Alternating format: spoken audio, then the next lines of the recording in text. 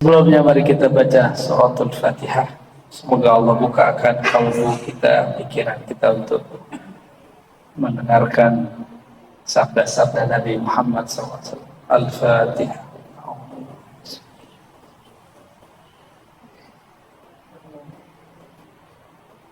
Suratul Dina.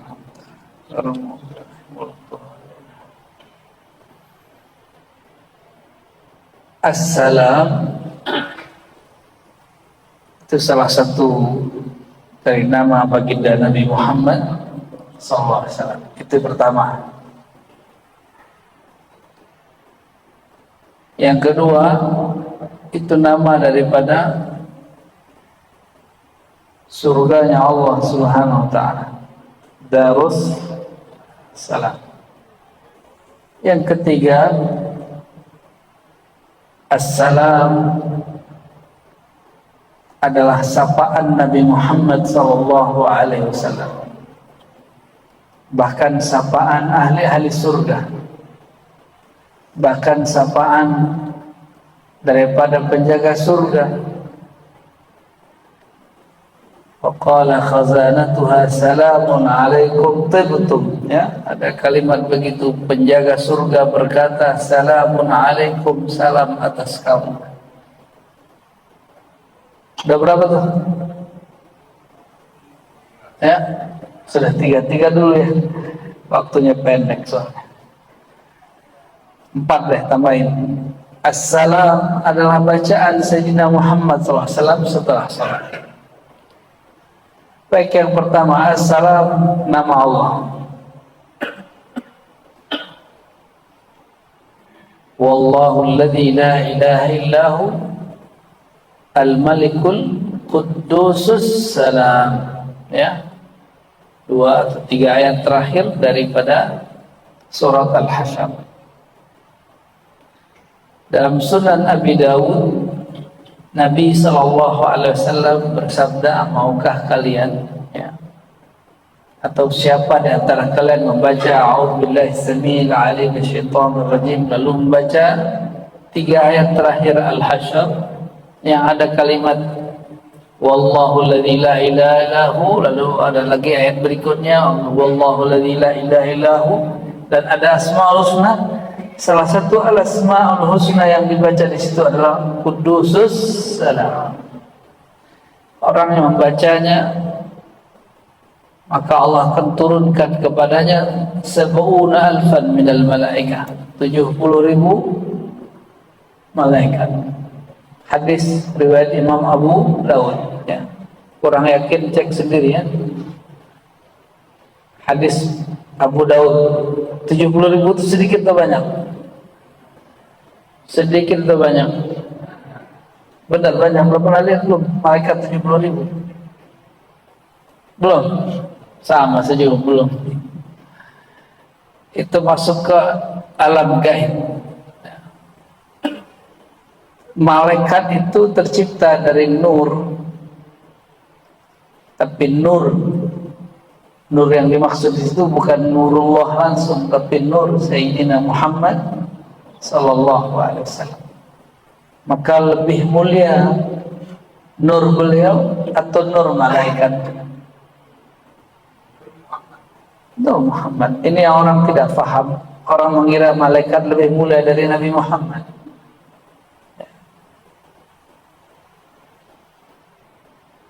Di langit ada para malaikat, di bumi ada para nabi. Pertanyaan, lebih mulia nabi atau malaikat?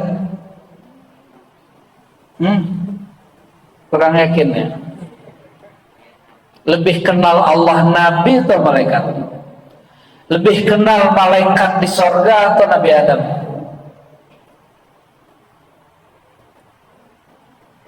Tuh, kajian-kajian basic. Ayat yang sering kita baca kita lupa. Ya, karena kita sering memikirkan yang nggak perlu kita pikirkan, membahas yang nggak perlu kita bahas. Yang perlu kita bahas kita nggak bahas. Allah mengatakan fa'alam annahu la ilaha illallah, ilmuilah, ma'rifatilah dia sebelum engkau membaca la ilaha illallah. Tapi kita nggak Kita sibuk dengan urusan politik. Nggak puas urusan politik Indonesia, kita bahas politik Timur Tengah kayak ngerti aja. Ya. Akhirnya mimbar-mimbar kita dipenuhi, mohon maaf, orang-orang yang jahil berbicara bukan pada ilmunya. Ilmu yang wajib tidak dibahas, isu yang tidak wajib dibahas. Maka pahamlah saya kenapa jihad-jihad kita dimanapun kalah. Karena yang wajib kita lupakan, yang tidak wajib kita dahulukan.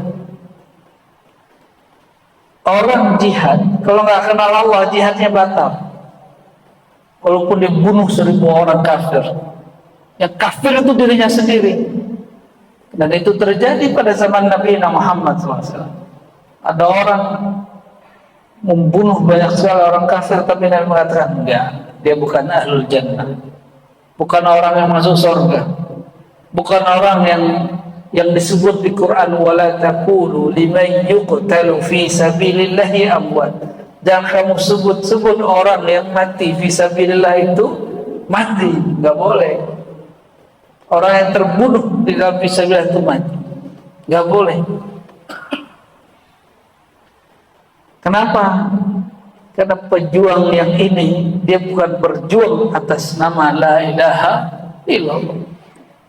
Dia berjuang karena emosinya. Jihadnya jihad infiali, bukan jihad rohani.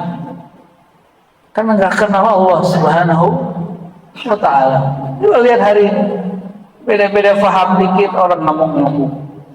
Ya, gimana mau perjuangkan Islam?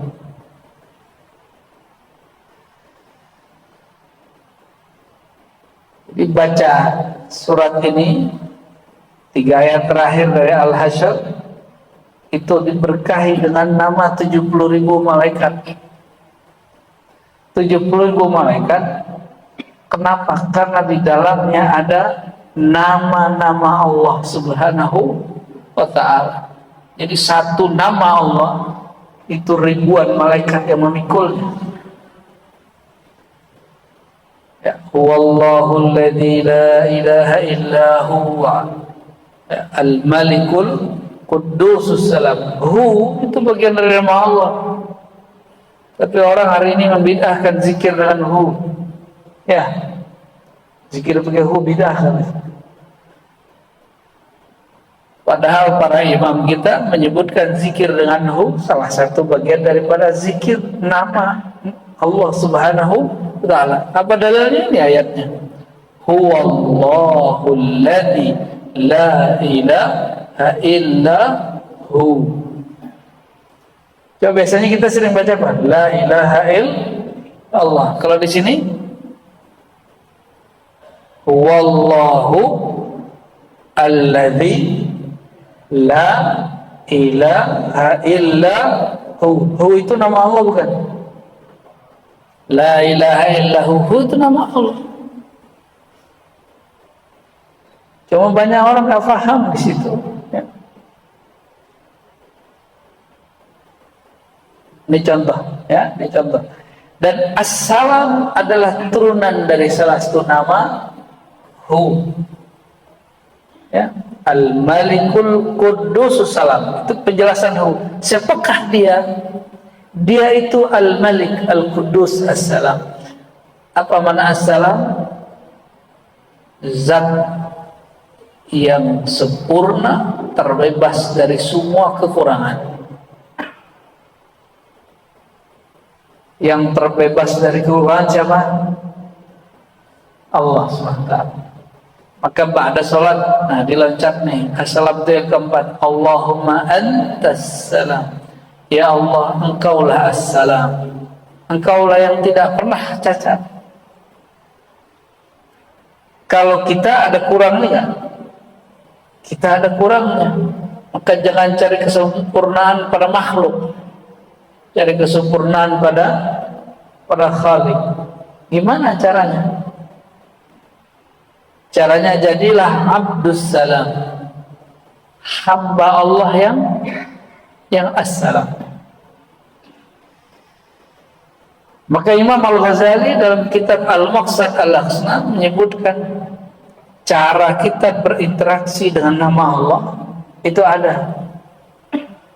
Jadi ada cara interaksi dengan nama Allah. Namanya berta'alluq, berkoneksi dengan Allah melalui nama. Kita kalau nyapa orang pakai hoi atau pakai nama?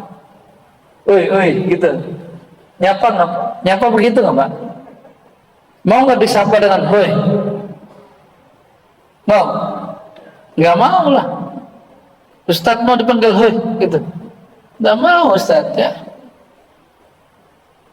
Itu kita, apalagi Allah Subhanahu wa Ta'ala. Maka kita memanggil Allah dengan namanya. Walillahil asmaul husna. Allah punya nama-nama yang indah. Fad'uhu biha. Maka untuk memanggilnya, berkorelasi dengan Allah, berkoneksi dengan Allah itu lewat nama. Itu salah satunya.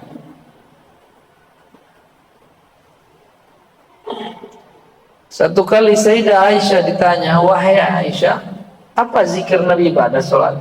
Kalau beliau mengatakan Nabi itu kalau sholat enggak berdiri kecuali baca istighfar dan Allahumma antas salam minkas salam tabarakta rabbana wa ta'alaita ya dzal jalali wal ikram. Itu doa Nabi. Pendek kan? Cuma ulama kita tambahin makna Allahumma antas salam minkas salam. Gimana Ustaz?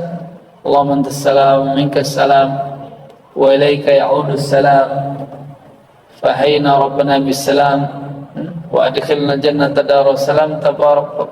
Itu tambahan doa. Boleh nggak baca gitu ya? Boleh. Yang nggak boleh ente nambahin rakaat sembahyang atau ganti lafaz salat. Assalamualaikum, assalamualaikum ganti selamat pagi, selamat sore, itu nggak boleh. Ya.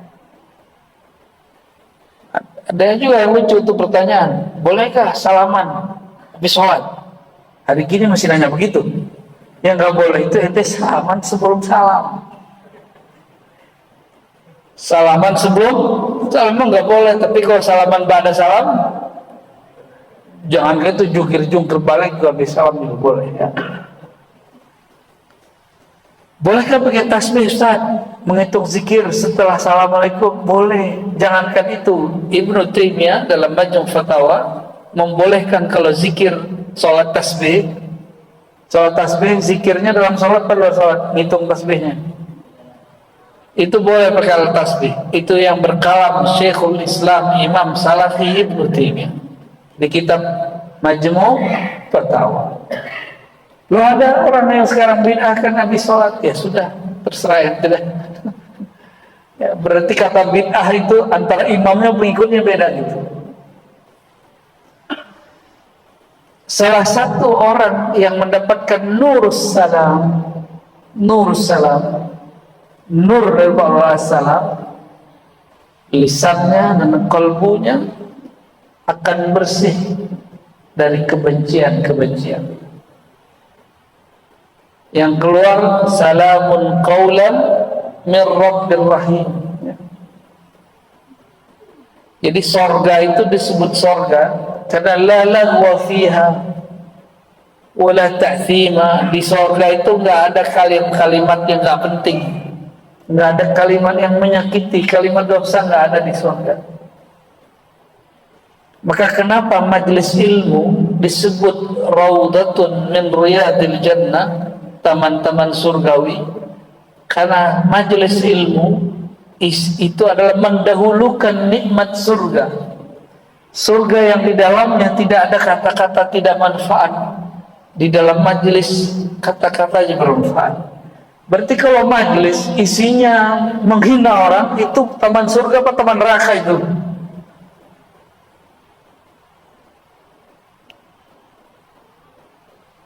Ini saya serius Pak, jawabnya Pak.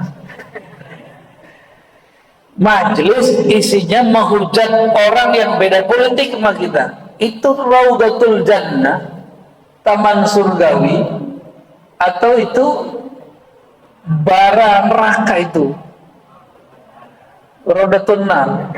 Itu nama yang baru saya dengar seumur hidup itu Pak. Kayaknya di Masjid As-Salam ini lah munculnya. Hari ini kan seperti itu. Beda paham, kita menghujat orang. Beda paham boleh. Canda-candaan waktu beda paham boleh.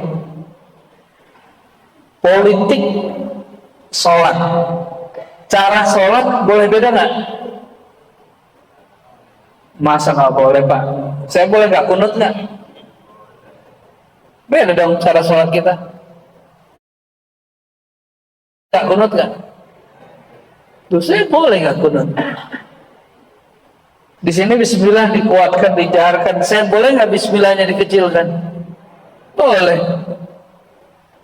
Masa dalam politik kita nggak boleh beda?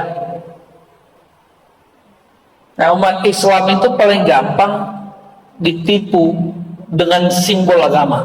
Nah, hati-hati. Ini orang Islam kan? Jangan mau ditipu orang dengan simbol agama. Karena kita udah berkali-kali ditipu dari zaman Abdullah bin Ubay. Si Ibn Ubay itu sudah nipu umat Islam dengan simbol agama sampai hari ini. Ya, dulu ada orang Belanda, siapa namanya? Snok. Ya, itu nipu umat Islam juga dengan simbol-simbol agama. Dan sudah berapa kali umat Islam ditipu, dijual bab agama untuk urusan politik. Di zaman Nabi ada pemilu nggak Pak? Berarti pemilu bukan dari sunnah ya. Jadi kalau beda cara, beda pilihan kita boleh nggak? Sholat yang dikasih cara oleh Nabi kita boleh beda, apalagi dengan hal yang Nabi tidak kasih contoh. Maka kalau beda pilihan, jika orang itu di kolbunya dan nur salam, dia tidak perlu menghujat orang yang beda pilihan. Jika orang itu ada nur salam, cara sholatnya pun beda, dia nggak ngamuk-ngamuk ke orang. Ya, gimana? Itulah faedah orang baca Allahumma antas salam wa minkas salam. Ya Allah, assalam itu adalah Engkau. Kalau suka ngomel, suka ngata-ngatain orang, suka meremahkan orang, itu gak assalam. Disebut sorga itu bahasa Sanskerta. Bahasa Arabnya jannah. Jannah itu kebun taman. Assalam yang di situ tidak ada aib. Kalau masih ngomongin aib orang itu belum disebut surga. Maka kalau majelis istilahnya nyebutin aib orang, aib sesama muslim, itu bukan taman-taman surgawi, ya, itu bara neraka yang dahulukan. Auzubillah summa na'udzubillah. Maka cek nanti Pak, kalau pulang majelis, kolbunya tambah bersih atau enggak, kalamnya tambah mulia terpuji atau tambah kotor, suka ngomel, ya. Semua salah, apa istilahnya kalau dulu ya, ini orang ini kan mau turun sudah semua salah Jokowi gitu ya. Ya, mampu orangnya udah mau turun. Kita kalau nggak bisa mengkritik dengan baik, jangan mengkritik dengan buruk.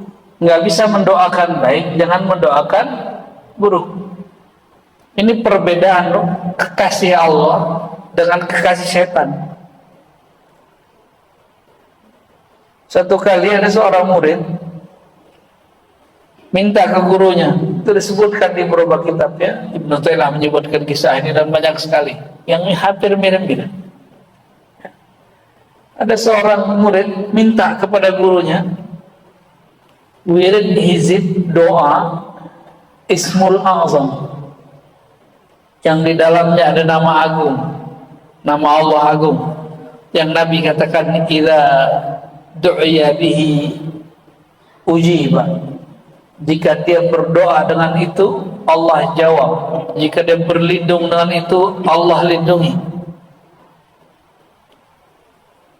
Berarti ini sembarangan kan doanya? Gak sembarangan. Maka Tuan Syekh mengatakan, kamu berangkat keluar, kamu lihat di sekitar masjid nanti ada sesuatu. Pergilah dia ke depan, ya. Dan dia lihat depan masjid ada orang tua sudah tua dan renta, itu lagi jalan, ya, diganggu orang, dihina orang, dikata-katain orang, asbab dia jalannya menghalangi orang, ditendang, ya, dihina, disebut pikun, disebut segala macam. Tapi dia cuma senyum, dia diam, ya, ya. Pulang-pulang si murid lapor kepada gurunya, Tuan Syekh, saya nggak ngeliat apa-apa, kecuali cuma ada aki-aki udah tua, pikun, renta, dia dikata-katain orang, dia didorong-dorong orang, dihina orang, tapi dia diam aja dan dia senyum. Tuan Syekh ini sering doa, bahkan panglima-panglima datang ke tempat dia, itu kalau doa pasti menang. Karena dia punya al-ismul azam, nama Allah, nama kunci untuk berdoa ke langit. Apa kata Tuan Syekh? Tahukah kamu itu siapa? Orang tua itu? Dia bingung, saya nggak tahu. Tapi sebelum ditanya itu siapa, Tuan Syekh nanya, jika kamu anak muda ini adalah orang yang didorong-dorong, dikata-katain itu, kira-kira kamu ngapain? Kalau saya nggak tega, saya pasti doain kehancuran bagi orang itu. Ya. Didorong sebalik dorong. Ya. Kata Tuan Syekh, tahukah kamu? Saya belajar Ismul Azam, nama Allah yang agung, nama kunci Allah dari orang itu. Dan syarat dari beliau apa? Gak boleh doa lagi marah, dan gak boleh mendoakan kebencian bagi orang, gak boleh mendoakan hancur bagi orang. Sanggup? Kalau sanggup saya kasih. Anak muda akhirnya mengatakan, kami tidak sanggup. Gimana? Baghdad hancur, berbulan-bulan dihancurkan, akhirnya sempat khalifahnya kosong 3 hari 3 malam. Itu orang-orang mati di mana-mana, ya, berdarah di mana-mana. Ini kita sampaikan di beberapa majelis kajian tentang tauhid, sehingga ada seorang imam di Mesir mengatakan, ya haram, fihumun nisa, bainahumun nisa wal atfal. Bukankah di sana ada perempuan, ada anak-anak? Kenapa engkau biarkan mereka mati terbunuh? Ditegur ini orang dalam mimpinya. Rasulullah SAW datang dalam mimpinya. Ditegur ini orang. Engkau tidak beriman kepada takdir. Ya. Jadi kita sering kan ngomong, dapat berita di Sudan, dapat berita di Gaza, dapat berita Yaman, dapat berita konflik di mana, terus ngomong, ya Allah, bukankah kami sudah doa? Kenapa ini terjadi? Itu protes kepada takdir. Bedakan, kalau mau jadi pejuang nggak begitu caranya. Jadi pejuang Palestina kayak mau pejuang Gaza kayak pejuang apa terserah sebut. Kenapa tidak Allah ijabah sampai hari ini? Karena kita sering mengeluhkan takdir, dan kita sering eksploitasi video orang menderita untuk kepentingan filantropi kita. Tahu filantropi ya? Apa filantropi? Untuk keperluan sedekah. Kita sering begitu, Bapak Ibu.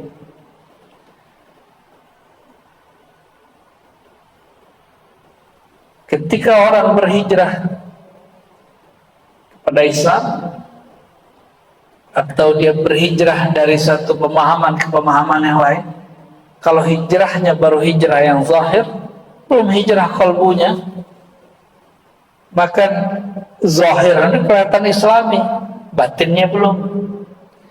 Yang mesti dihijrahkan itu batin. Sayyidina Muhammad SAW mengatakan, la hijrata ba'dal fathi illa jihad wa niyah. Nggak ada lagi hijrah setelah Fatu Mekah, yang ada jihad, perjuangan, wa niyah, Niat itu di kolbu. Berarti kalau orang mau jihad, dia harus belajar ilmu kolbu supaya nggak kejadian kayak orang yang tadi. Dia berjuang katanya fisabilillah, tapi nak katakan dia masuk neraka. Kenapa? Karena ternyata dia riya.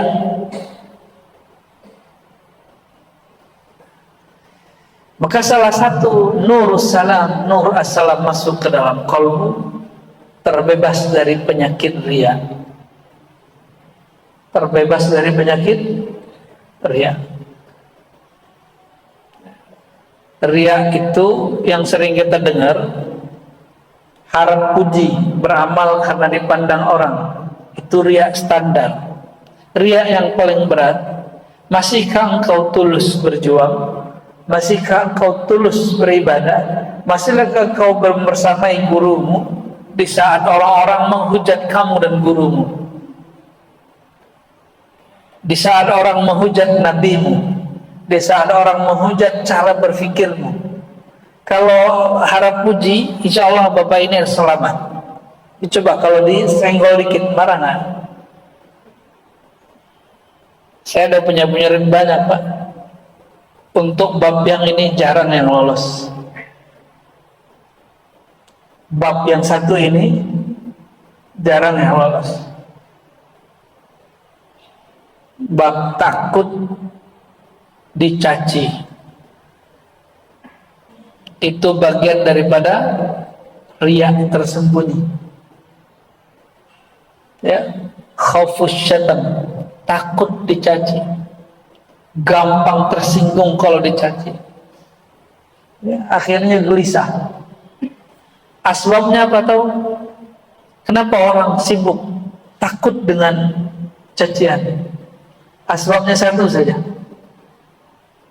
Membiarkan telinga atau mata, telinga mendengarkan kata-kata komentar orang, mata sering membaca komentar-komentar orang.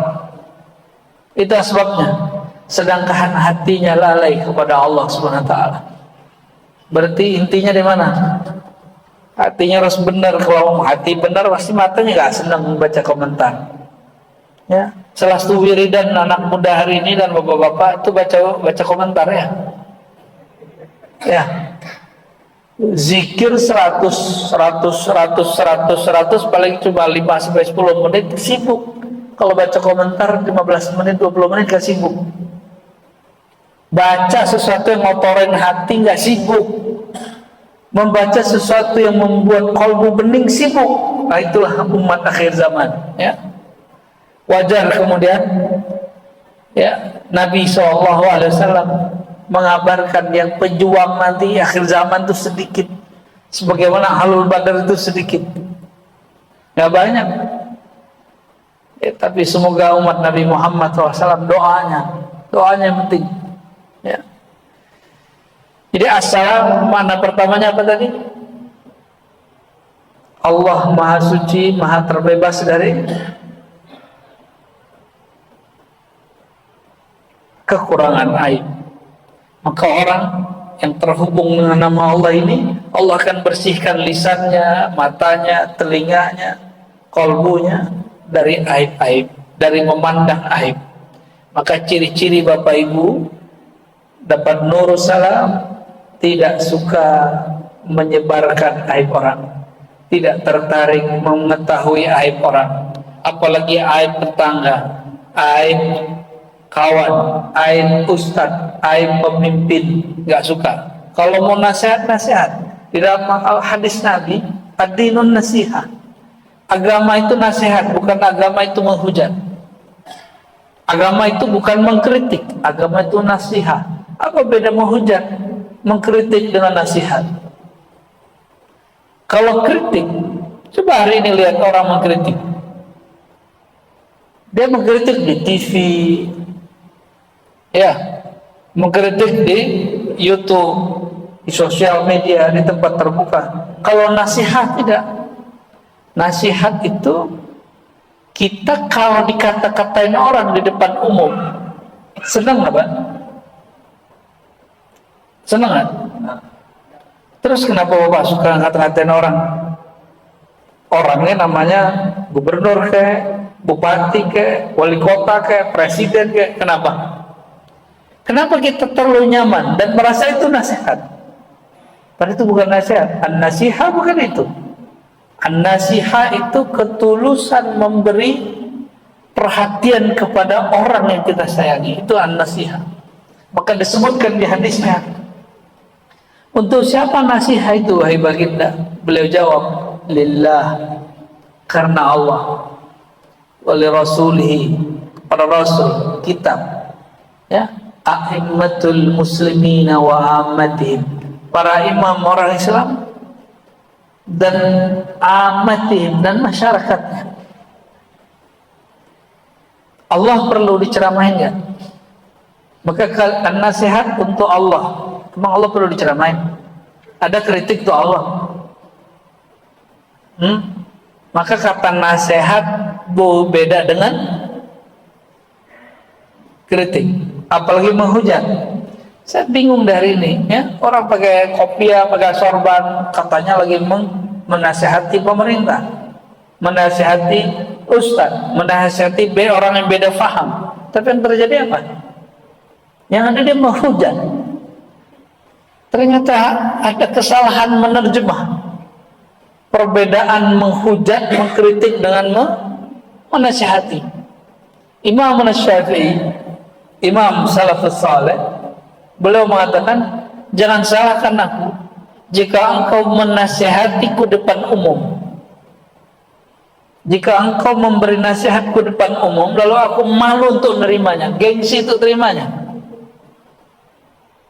Terus gimana? Jika engkau ingin mengingatkan aku, ingatkan berdua, 4 mata, sehingga aku tidak keberatan menerimamu. Kalau malu, malu berdua, malu sendiri.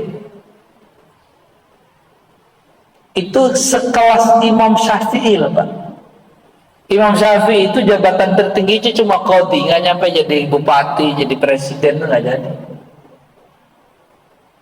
Itu baru selevel Imam Syafi'i. Apalagi orang yang punya kekuasaan. Dan kita beruntung di zaman kekuasaan yang kalau mengkritik hari ini kita nggak ditangkap orang. Benar gak?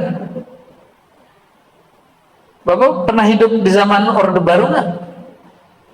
Guru saya berkali-kali ditangkap tentara. Dulu yang nangkap tentara Pak Abri, bukan polisi dulu. Bener ya? Masih ingat?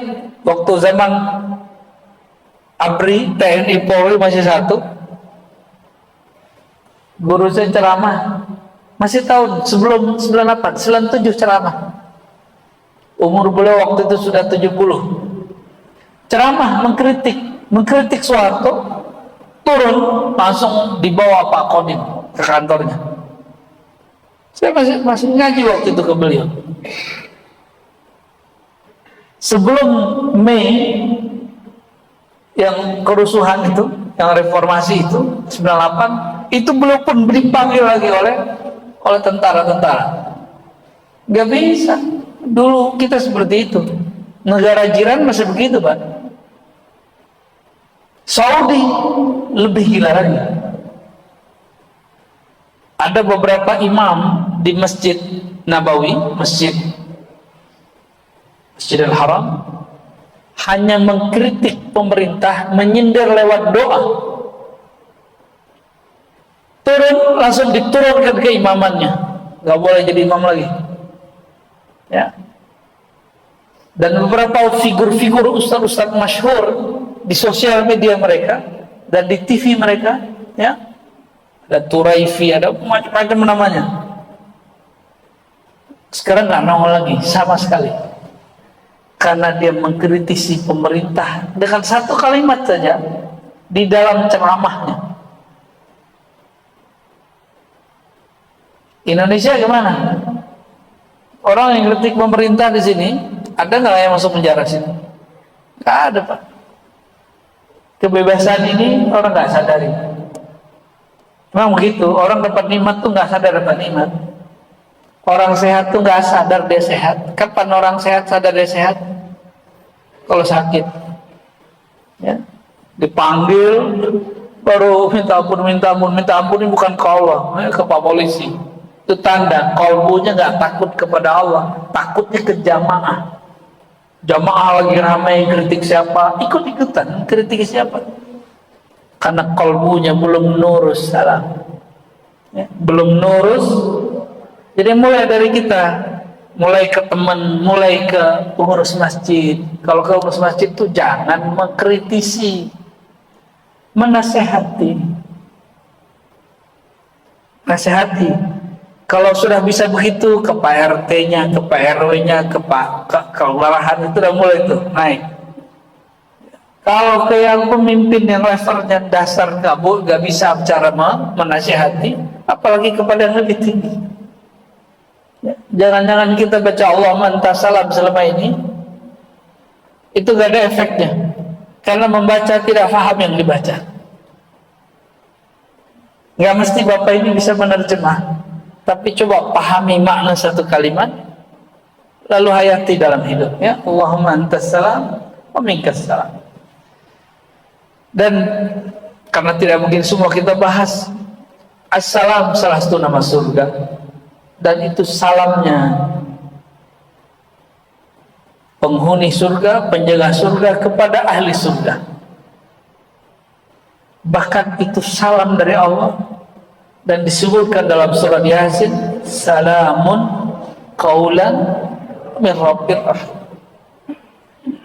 Salam itu adalah kata dari Rabb, pencipta yang rahim. Apa arti rahim? Penyayang. Kenapa nggak disebut min rahmah? Apa beda salam min rahman dengan min rahim? Kalau assalam dari ar-rahim itu hanya di surga. Kalau rahman itu sebelum masuk surga juga udah ada, di luar surga juga dapat. Kalau ar-rahim itu udah pasti orang itu masuk surga.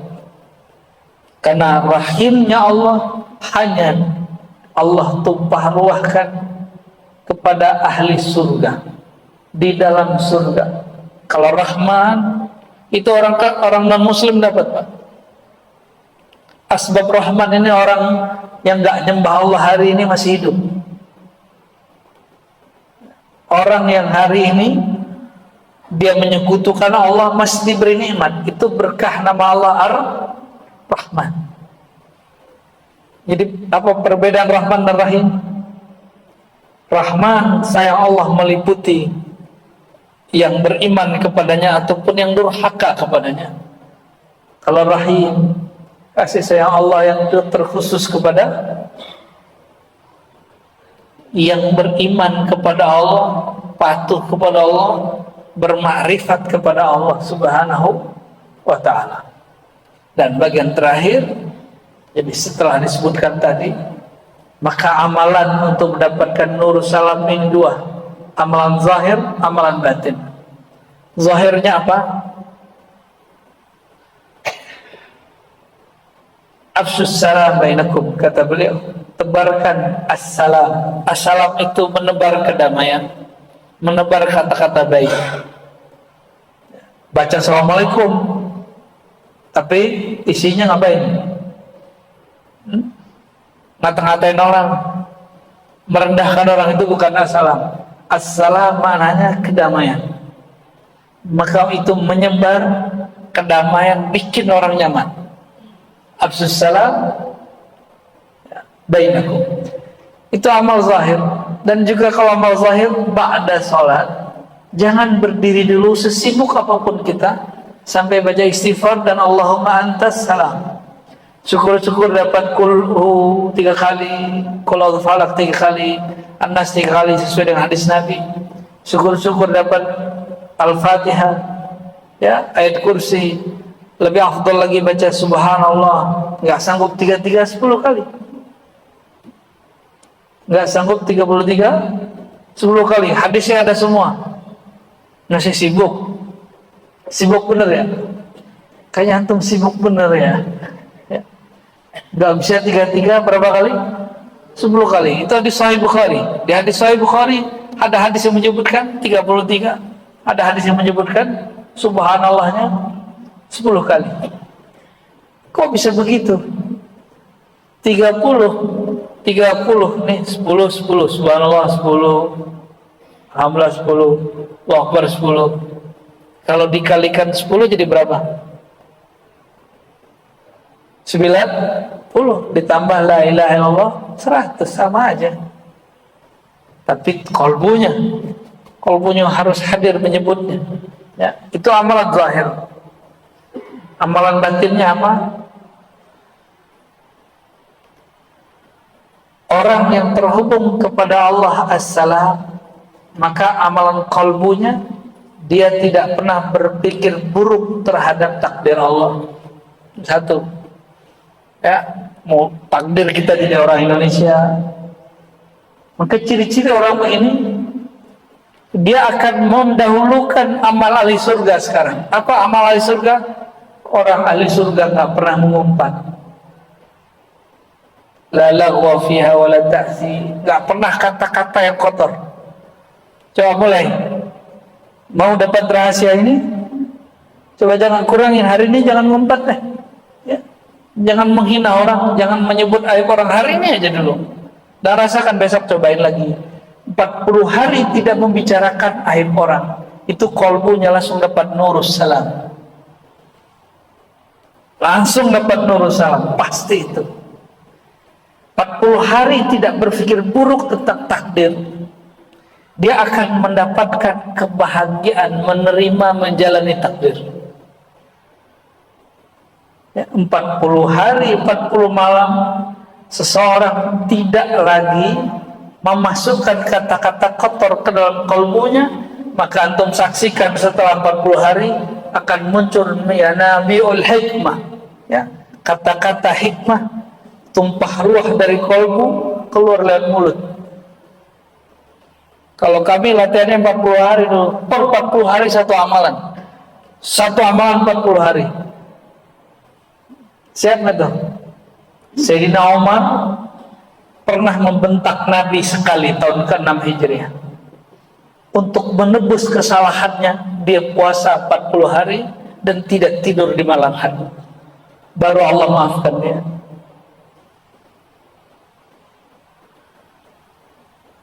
Gimana? Antum udah berapa kali bentak guru, nyindir guru, nyari aib temen, wajar kalbunya gak bening-bening. Cek sholatnya tadi enak apa enak, ya, nikmat apa tidak nikmat.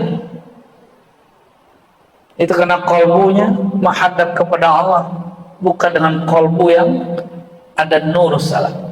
Dan terakhir, ya, karena as-salam itu nama Allah, as-salam itu nama Allah, maka berzikir as-salam ya as-salam dengan kalbu, dengan lisan, itu akan menghadirkan rasa kebersamaan dengan Allah yang Maha Salam. Ya, kalau bersama Allah yang as-salam, surga salamnya dikasih. Insya Allah. Semoga bermanfaat. Semoga kita dimasukkan Allah ke jannatus salam. Amin rabbal alamin. Allahumma ajirna minan nar. Allahumma ajirna minan nar. Allahumma salli ala sayyidina Muhammad wa ala ali sayyidina Muhammad.